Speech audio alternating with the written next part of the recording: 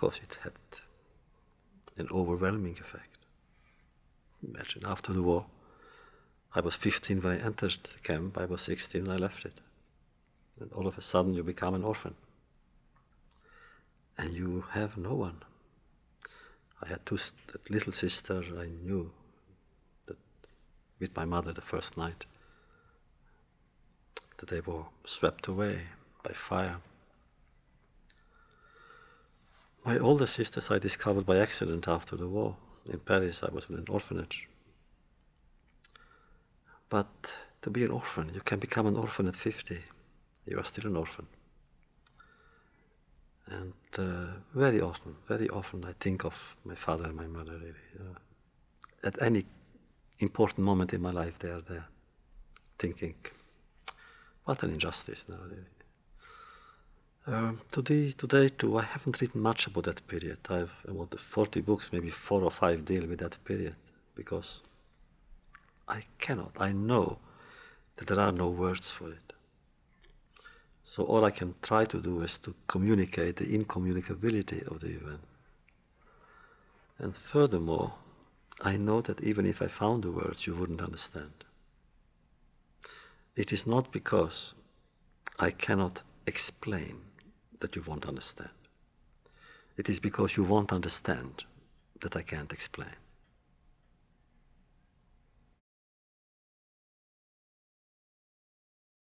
I wanted to write, and I wrote my first book, first in Yiddish. In 1956 it came out in Buenos Aires, and then in French in 58, and in New York in 60. I wrote it not for myself really. I wrote it for the other survivors who found it difficult to speak. And I wanted really to tell them, look, you must speak. As poorly as we can, express our feelings, our memories, but we must try. We are not guaranteeing success, but we must guarantee effort. I wrote it for them, because the survivors are the kind of most endangered species. Every day there are funerals. And I felt for a while, they were so neglected, so abandoned, almost humiliated by society. After the war.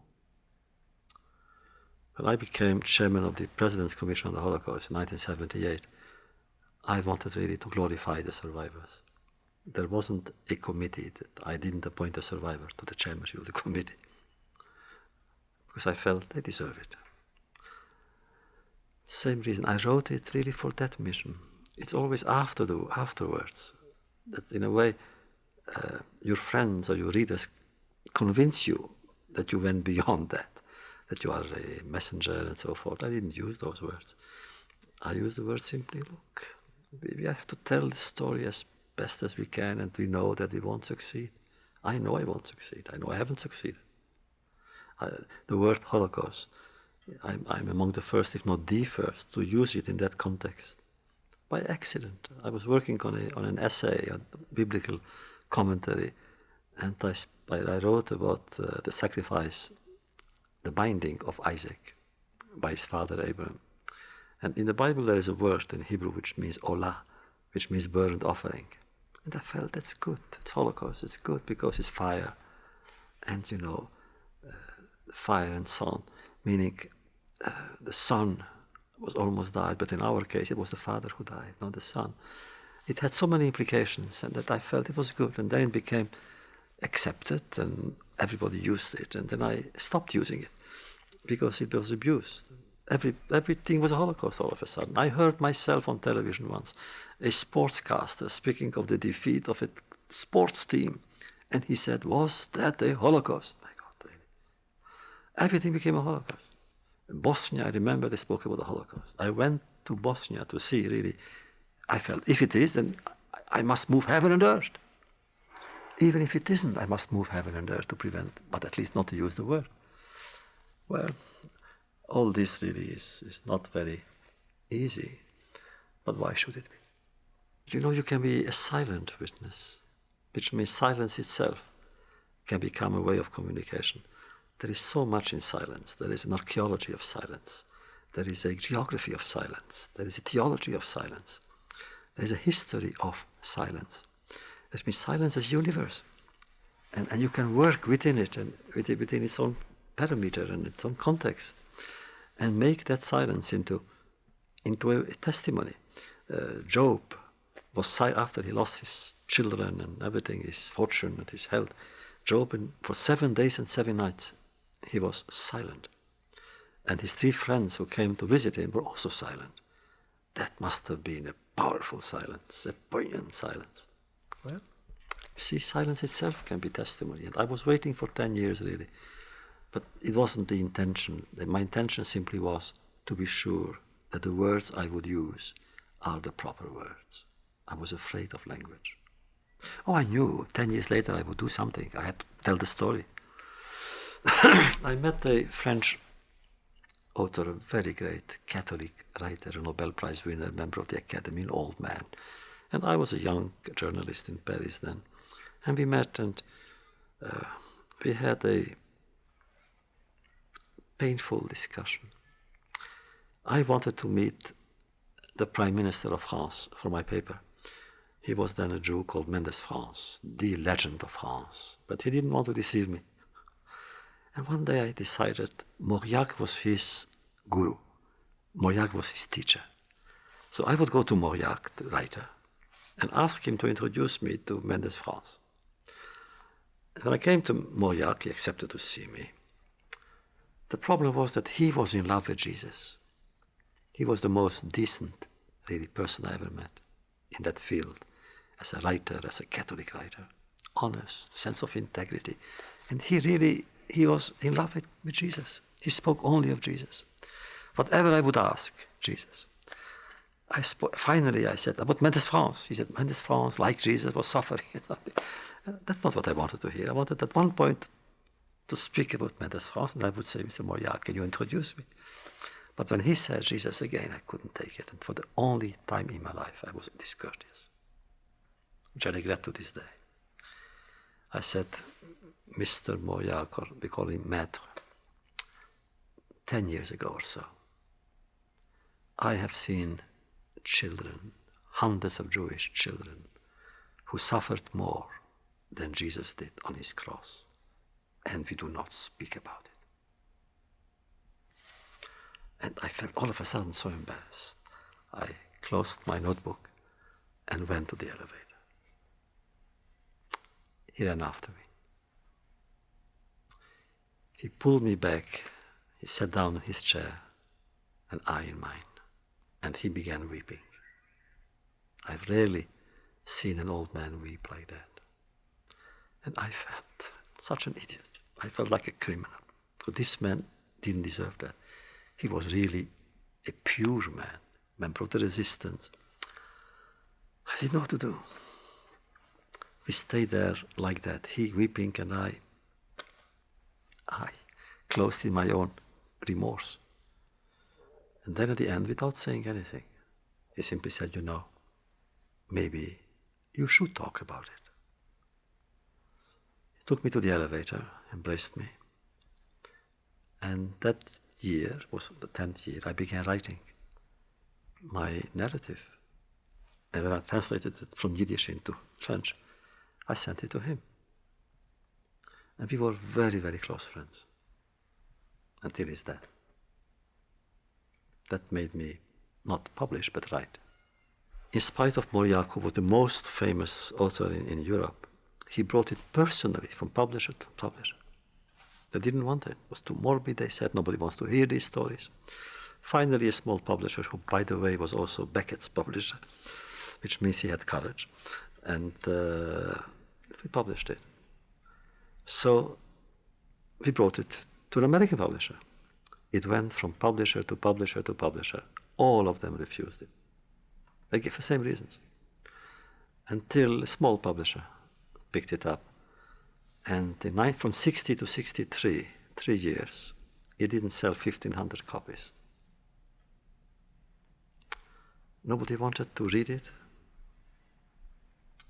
Doesn't matter. I'm not here to sell, I'm here to write.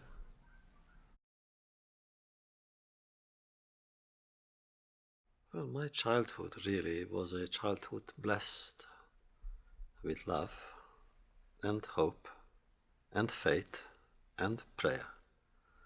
I come from a very religious home.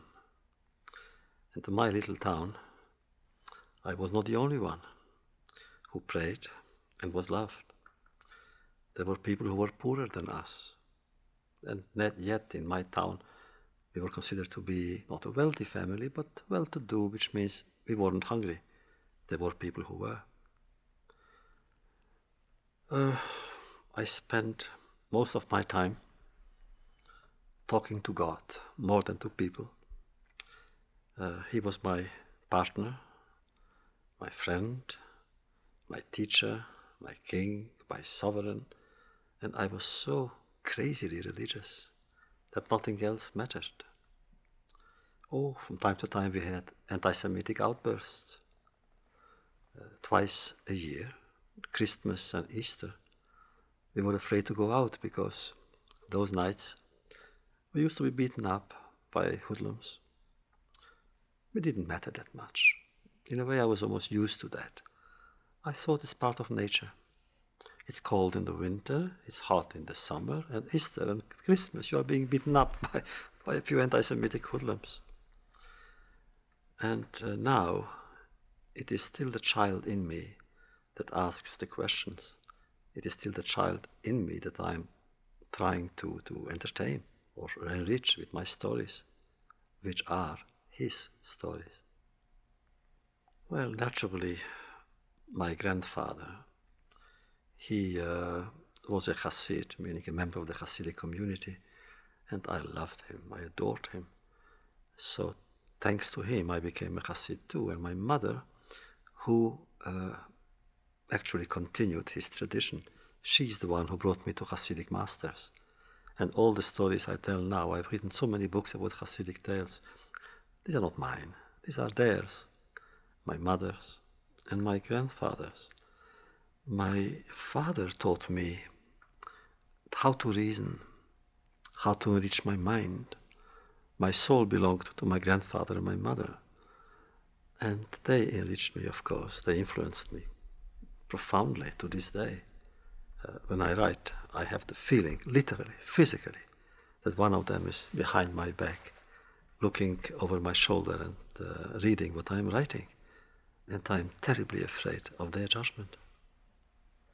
After the war, I wrote about it in my autobiography, so I won't come back to that subject.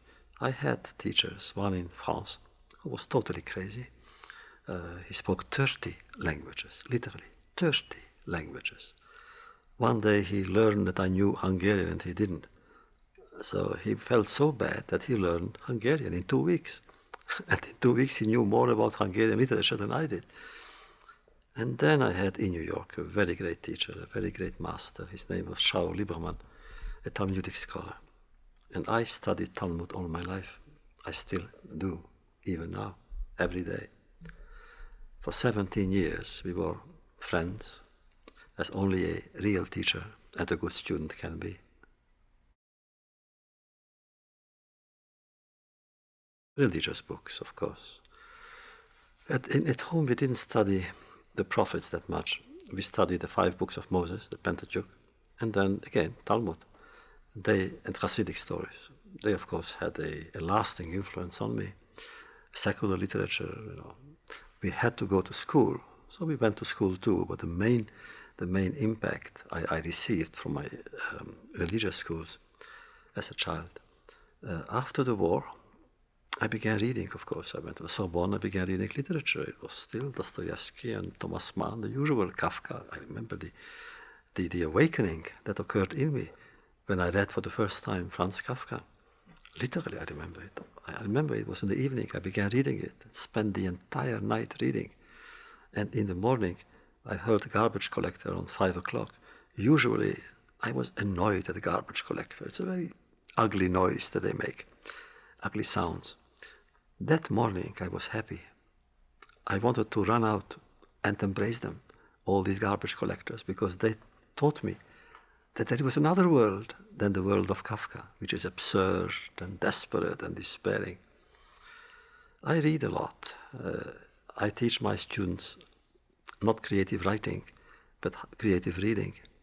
And it is still from my childhood. You take a text and you explore it, you enter it with all your heart and all your mind, and then you find clues that were left for you, really, destined to be received by you from centuries ago. Generation after generation, there were people who left clues, and you are there to collect them. And at one point, when you understand something that you hadn't understood before, that is a reward. And as a teacher, I do the same thing. When I realize a student there in the corner understands, there's a flicker in the eye, that is the greatest award that a teacher can receive.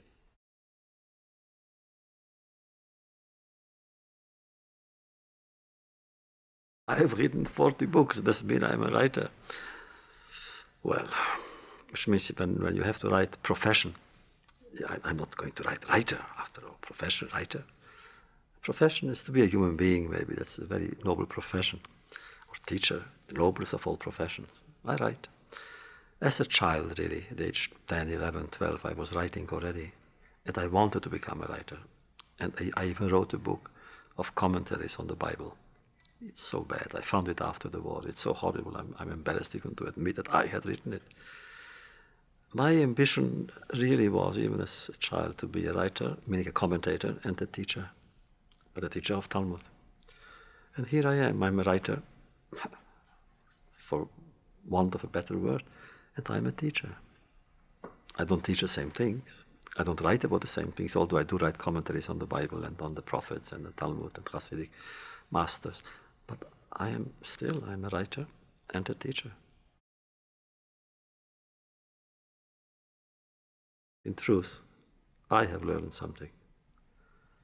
The enemy wanted to be the one who speaks. And I felt, I still feel, we must see to it that the victim should be the one who speaks and be heard.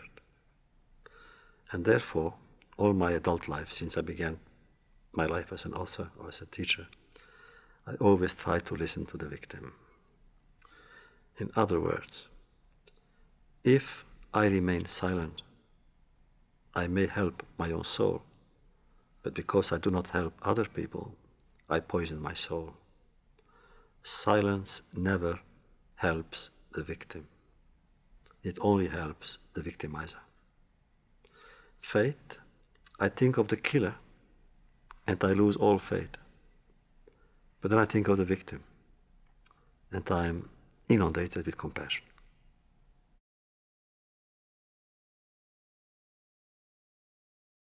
Be sensitive. In every way possible, about everything in life, be sensitive. Insensitivity brings indifference, and nothing is worse than indifference. Indifference makes the person dead before the person dies. Indifference means that there is a kind of apathy that sets in, and you no longer appreciate beauty, friendship, goodness, or anything. So therefore, do not be sensitive. I meant do not be insensitive. Be sensitive, only sensitive. And of course it hurts. Sensitivity is painful. So what? Think of those that you have to be sensitive to. Their pain is greater than yours. Sensitivity is inclusive, not exclusive. If you are sensitive, you're sensitive to everything. You cannot say, I'm only sensitive to this person, but not to others. But then it's not only counterproductive, it's self-defeating.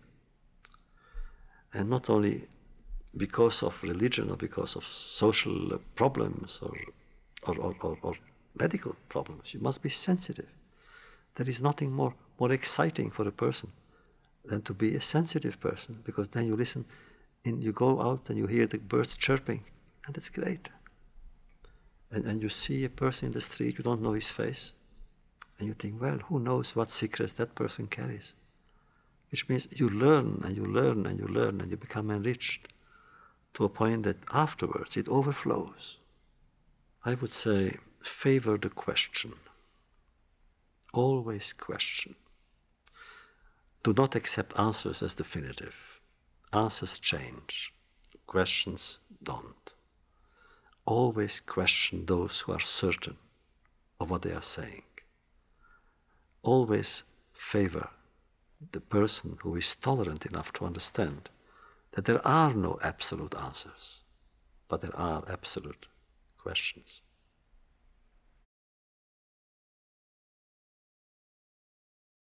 I wouldn't recommend mine because it would be vanity. Would I to recommend others, those whom I'm not recommending would be angry.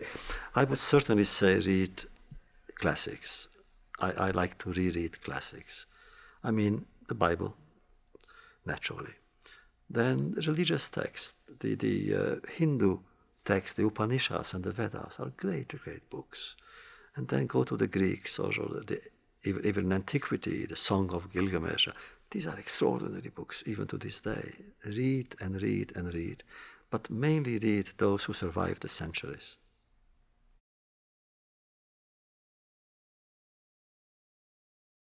Equality in diversity. That no group should be superior in the American society than another. Second, generosity.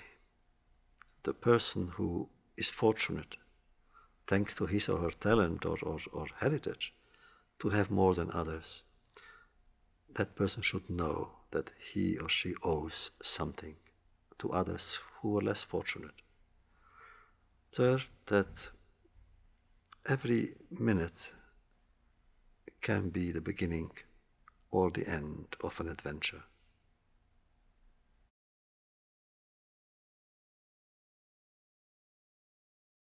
Fanaticism. If there is one word that comprises all of these threats, it's fanaticism. For some strange reason, it is growing everywhere, in every religion, in Islam, in Christianity, in Judaism. Why now? Haven't we seen really that fanaticism is dangerous as an idea, because it carries poison? And furthermore, in politics, imagine a fanatic with power. May I go one step further? Imagine a fanatic with nuclear power. Do you have any doubt that if Idi Amin in Uganda 20 years ago, before he was thrown out, that he wouldn't have used a weapon if he had one? Or a Gaddafi now in Libya? It's dangerous. And a fanatic, therefore, must be unmasked first and then disarmed.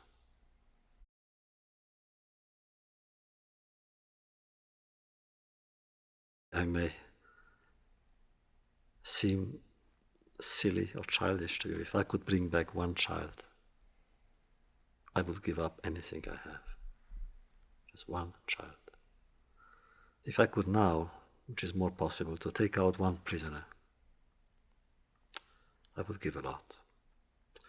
If I could give a feeling of solidarity to a person who is abandoned, I would still give a lot. So you see, I would like to do things that I cannot do. All I have is a few words, and I will give these words. That's what I'm trying to do. In spite of what I have seen in my life and observed and endured, I agree with Albert Camus, whom I always love to read and teach. At the end of his novel The Plague, which is a desperate and despairing novel, he says, more or less, he said, there is more to celebrate than to denigrate in man.